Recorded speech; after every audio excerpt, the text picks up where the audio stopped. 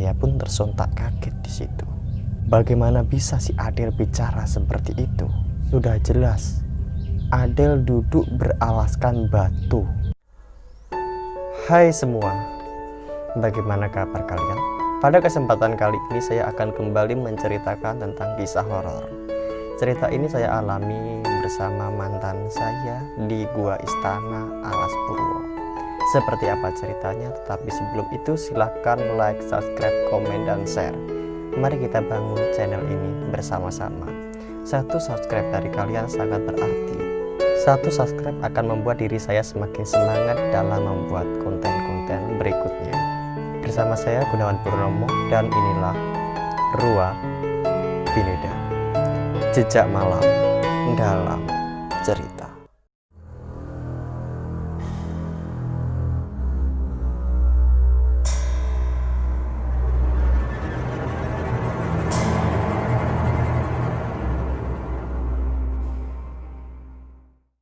Kisah ini bercerita tentang perjalanan diri saya dan mantan saya. Namanya Adel. Kami melakukan perjalanan ke Alas Purwo, tepatnya di Gua Istana. Cerita ini terjadi pada tahun 2019, tepatnya pada bulan 4. Pada perjalanan kali itu, saya memiliki keinginan untuk menembak si Adel. Ya, karena kami sering sekali berjalan bersama, tapi kami memiliki hubungan tanpa status. Malam sebelum kami jadian, si Adel nelpon. Halo Gun, kita kan sudah lama kenal, dan kita pun juga sering keluar main. Kapan mau ajak aku untuk jadian? Ya kan, aku gak mau memiliki hubungan tanpa status. Suara yang manja sekali, ciri khas dari Adel ini. Ya dah, besok kamu gak ada kegiatan kan? Kalau gak ada kegiatan, aku mau ajak kamu ke Gua Istana Alas Purwo. Alasan saya mengajak Adel ke Alas Purwo itu karena si Adel memiliki kesamaan seperti diri saya. Iya, sama-sama pecinta mistis. Dan Adel merupakan cewek kedua yang saya tembak di Alas Purwo. Di sini saya bukan playboy ya, karena mantan saya cuma 5 dan sekarang menjomblo cukup lama semenjak saya dan Adel berpisah. Singkat cerita, saya dan Adel pergi ke Alas Purwo karena jarak yang cukup jauh dari rumah kami menuju Alas Purwo, sekitar 50 kilometeran lah. Jadi kami berangkat pagi-pagi, ya sekitar jam 8 pagi. Kami berboncengan di situ, ya seperti bucin lah. Menit demi menit kami lalui, dan perjalanan kami sampai di gerbang masuk. Di gerbang itu tertuliskan, "Selamat datang di Taman Nasional Alas Purwo." Waktu melintasi tempat itu atau gerbang itu, si Adel bilang kepada diri saya, "Nanti kalau di sana jangan sebut atau panggil namaku." Apa maksudnya dari perkataan si Adel ini? Waktu itu saya tidak mengerti sama sekali. Ya, di situ pun saya hanya mengangguk. Sebelum kami pergi ke Gua Istana, kami menyempatkan untuk singgah di Pura Kawitan, yang masih merupakan satu tempat dengan Pura Luhur Giri Salaka. Di situ saya sempat sembahyang bersama Adel. Di situs kawitan itu, saya dan Adel minta izin kepada Ide Betara-Betari yang melinggih di situ. Setelah kami minta izin, kami pun goes menuju Gua Istana. Tapi sebelum menuju Gua Istana, kami pun harus menuju ke Pantai Pancuran untuk menitipkan atau memarkirkan sepeda. Ya, karena perjalanan menuju Gua Istana tidak bisa ditempuh dengan kendaraan apapun. Ya, kami di situ harus jalan kaki. Jarak yang cukup lumayan melelahkan, sekitar 2 kilometer. Ya, tapi dengan pemandangan hutan bambu dan pohon-pohon yang cukup besar dan asri memanjakan mata kami, membuat jarak yang jauh bukan menjadi penghalang membuat diri kami untuk sampai ke gua istana.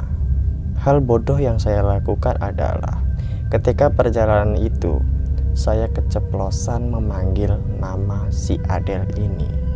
Sontak di situ saya sangat kaget, tapi di situ si Adel yang tadinya riang seketika berubah pucat dan berjalan dengan menunduk.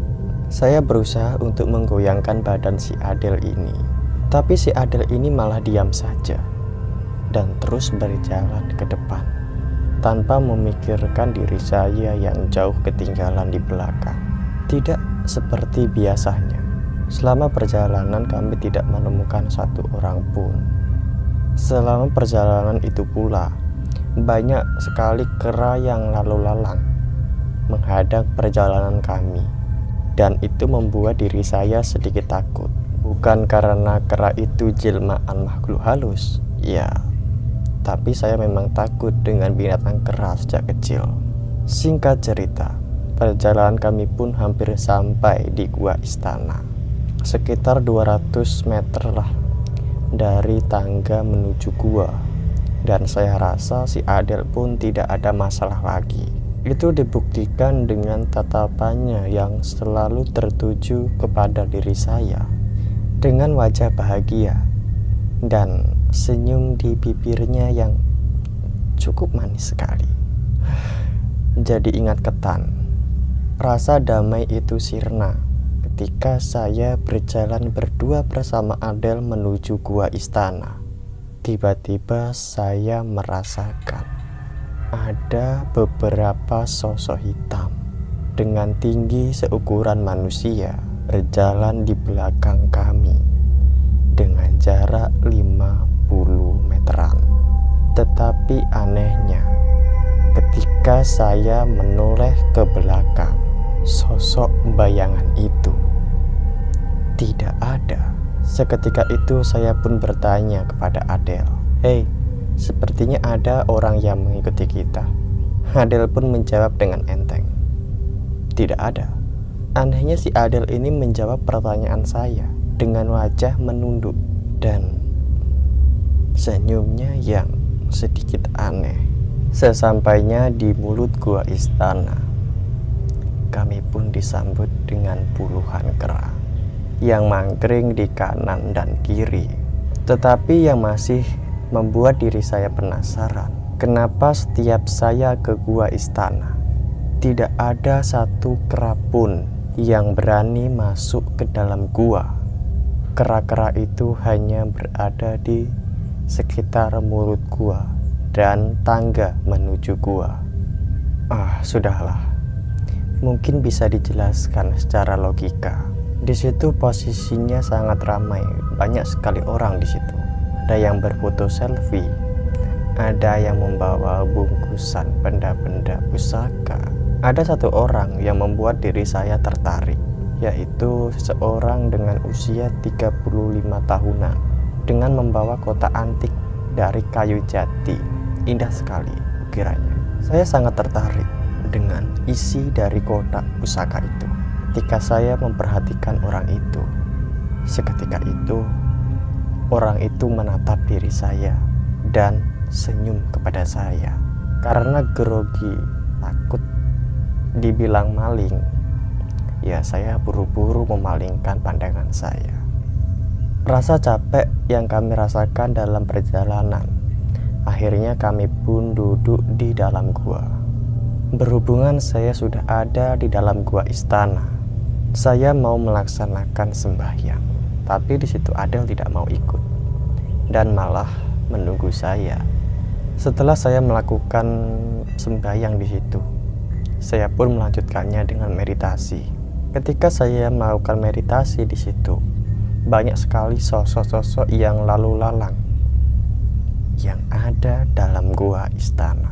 Tapi itu bukanlah hal yang aneh lagi buat diri saya. Karena setiap saya melakukan meditasi di gua istana, saya selalu melihat sosok-sosok itu semua. Terakhir kali saya melakukan meditasi di gua istana, saya mendapatkan suatu benda gaib yang masuk ke dalam diri saya. Ya, bisa dibilang dikasih lah. Maka dari itu jangan lupa like dan subscribe agar saya semakin semangat dan sesering mungkin membuat konten-konten tentang cerita-cerita horor. Setelah saya melakukan meditasi, pandangan saya langsung tertuju kepada si Adel ini. Ada yang aneh dengan Adel. Ya, soalnya saya melihat si Adel ini senyum-senyum sendiri dan seakan-akan dia berbicara dengan seseorang. Padahal di situ jelas sekali bahwa si Adel hanya duduk sendirian dan orang-orang di sekitarnya berjarak cukup jauh dari si Adel ini.